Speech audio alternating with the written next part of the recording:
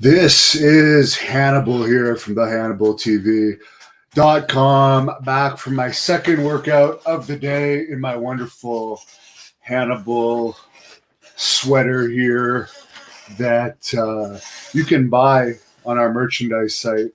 Link is in the description. I've had fans ask about that. The link is also at the HannibalTV.com. Not much going on in wrestling news today other than apparently, according to Brian Alvarez of the Wrestling Observer, about 150 WWE talents and employees and workers have had COVID-19, according to what the Wrestling Observer is reporting from the WWE. Hello, comedian Eric. But let's get into it. Last night, I did a custom shoot clip about working with Sid. I've done them before, talking about working with Honky Tonk Man, Lanny Poffo, Kamala, coincidentally the same day that he died, before he died. And now I'm going to do one on Quebecer Pierre, three-time WWE Tag Team Champion, former WCW Hardcore Champion, and former Ring of Honor World Champion.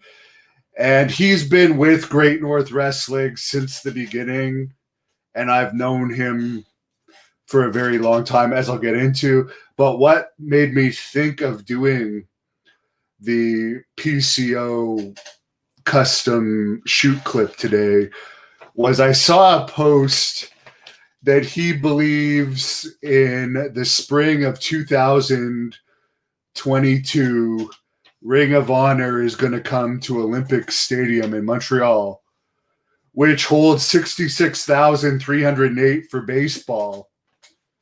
Of course, there is no more Expos. And I'm sure as hell not a Blue Jays fan, by the way, just to put that out there. Fuck Toronto.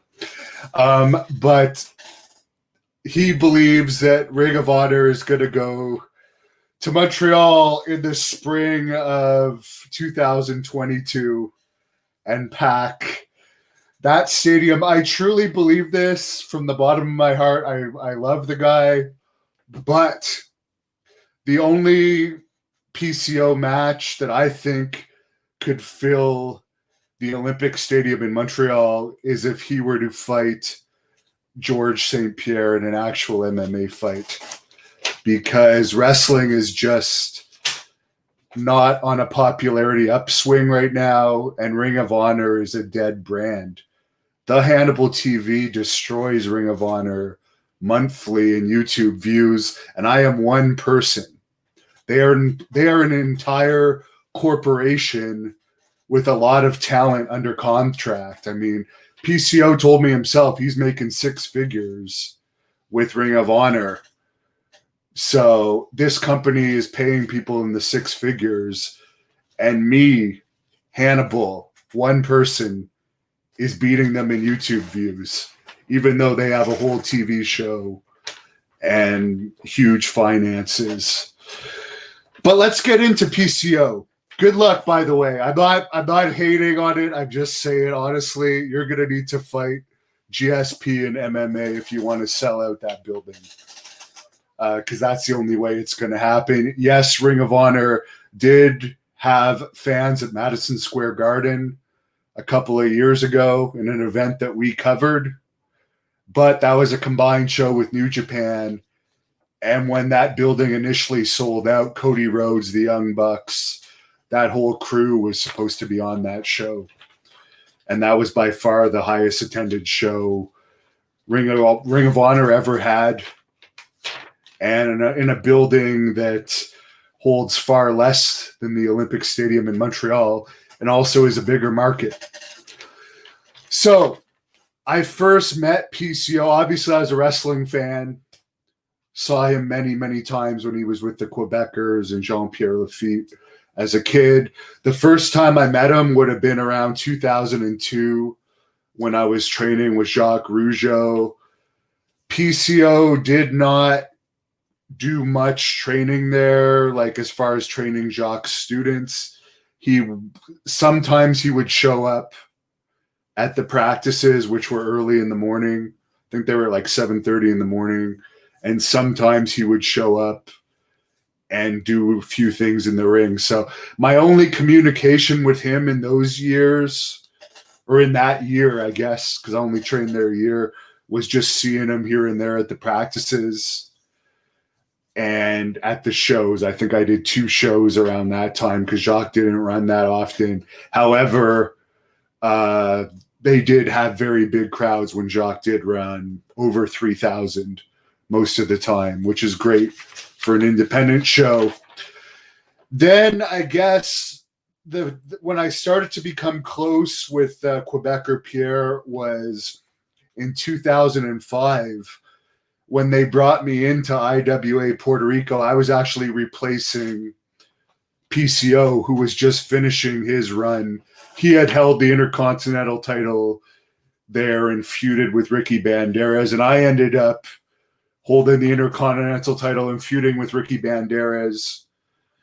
And when I first went there, there was like, I don't know, a 3 or 4 week overlap where I lived in the same apartment as PCO, and he kind of like showed me the ropes of Puerto Rico. We trained in the gym together. Very strong guy. He took me out to the clubs a couple of times. I'm much more of a partier than he is. He's a very relaxed guy when he goes out. I'm a bit of a wild guy that can get in mischief sometimes. I remember specifically one night he took me out to this after hours club in Isla Verde, Puerto Rico, that like only opened up at like 3 a.m, only got busy at like 4 a.m. A lot of the strippers went there after their shifts and so forth. But I remember him telling me that he had somehow found out about that club through Jeff Jarrett, who had been in Puerto Rico before I got there. And somehow he showed Carl that club. And I remember PCO telling me that like Jarrett was a really hard partier, like hardcore partier. And that kind of surprised him. I remember him telling me that. But yes, he got me adapted. That was my first time wrestling full time. So he kind of got me adapted, showed me how to buy groceries, and like got me used to the shock of going from Canada to Puerto Rico, which is a little bit shocking. There's stray dogs everywhere there. They don't really take care of animals. There's very poor people that you see around. It has its good side too, but there's some sad stuff that you see there as well. So yeah, he helped me adapt to that. Then I used him in Great North Wrestling back in Canada. Very first Great North Wrestling event. He was in the main event against AJ Styles and Christian. And I remember that night, Christian did not want to do the job. PCO was very popular. This show was in Ottawa, Canada. We had 4,000 fans in an arena where the Quebecers had wrestled a lot in WWE. And he had done publicity to help me pack the show that time. And Christian wouldn't lose, but AJ Styles took the pin in that one.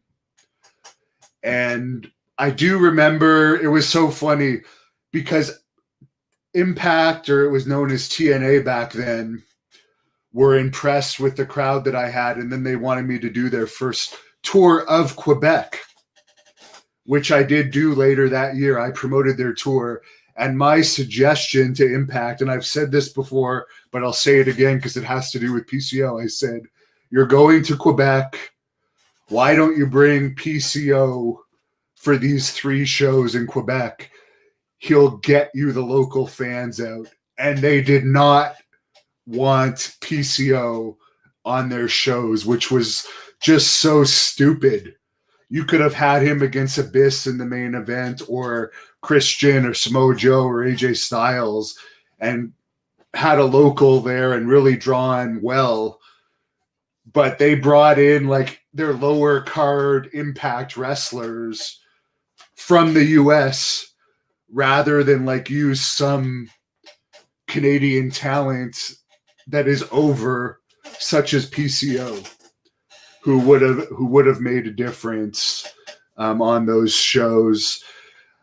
He's always great to work with in Great North Wrestling. There's a match that probably not. I remember it was on a Wednesday night. We went to St. Catharines, Ontario. It was part of a 3 or 4 day tour that I put on in 2008.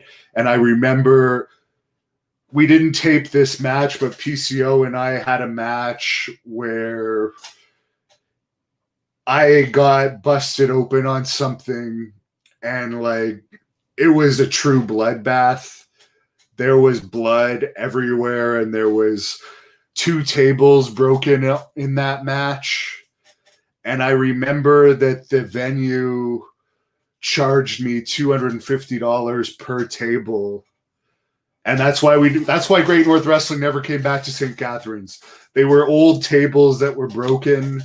And like I had like $500 tacked on to my bill at the end of the night for the venue because they wanted to charge me the same price for brand new tables as breaking a couple of old tables. But I did learn that night to make sure you have permission from a venue before you break tables, which stupid me back when I was in my early 20s. I didn't know. I thought the venues would be like, oh, cool, it's wrestling. You broke some old table. It doesn't work that way. When I went over to England, PCO was in England. He was really working. He wanted to get back in WWE.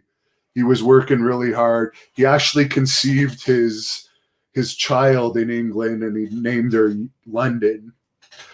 And he did not live in the house with the other North Americans in England.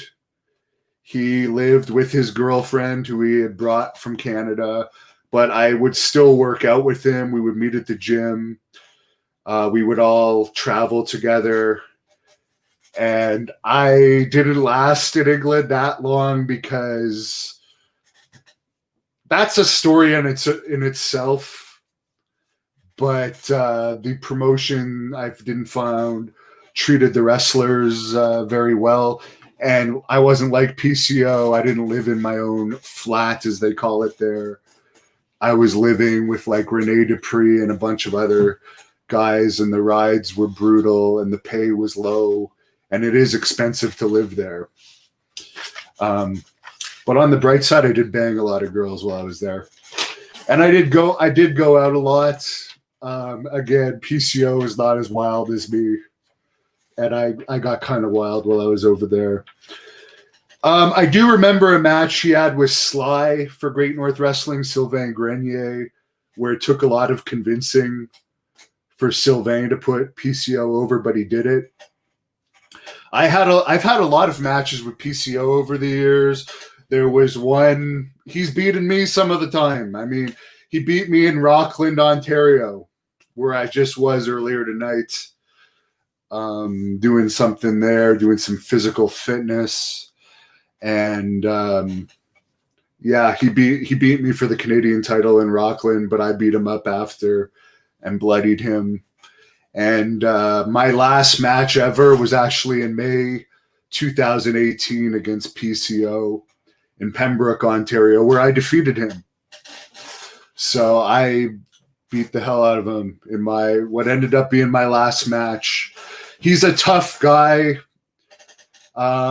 There's some people that if you give a couple of chops, they'll really become pussies in the ring.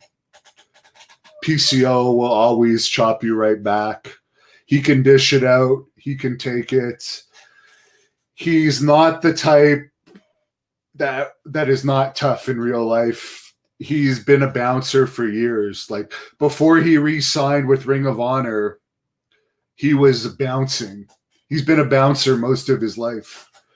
So he's seen his fair share of serious stuff in his life, for sure. I would rate. He's very strong, tough guy. Deserves his last run here in Ring of Honor that he's getting. I'm glad that he's getting his dream again of working full time as a pro wrestler.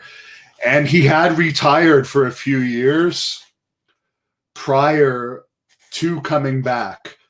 And just for the record, his comeback started in Great North Wrestling.